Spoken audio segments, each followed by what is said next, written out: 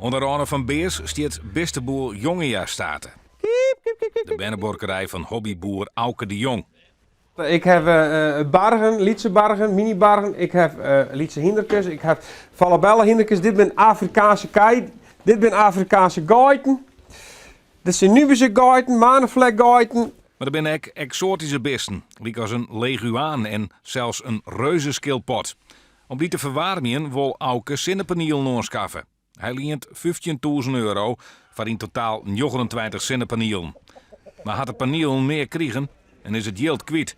Binnen 4 weken zo'n die zonnepanelen op het dak. Nou, ik weet net als het op het dak zo'n hast, maar er is niks. Helemaal niks. De zaak komt onder het licht als het televisieprogramma Opgelicht erom denken aan jou.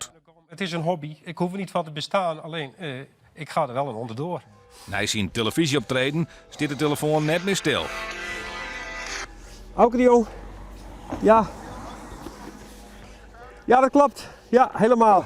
Allerhande mensen vreeg je om zijn rekennoemer en maakt je spontaan geld toe. Er zijn dus mensen die stwaten dus 12,50, tientje, €1. Maar ik €150, €50, €52, €24, €50. En zo gaat het al wat terug. Ja. Je gaat de hele dag terug? Tja, er had zelf iemand die had €10.000, joh. Ja, en dan ben je perplext. Want dat verwacht je natuurlijk net. Intussen is er al zoveel geld binnenkwam dat hij zijn schuld van €15.000 aflossen kan.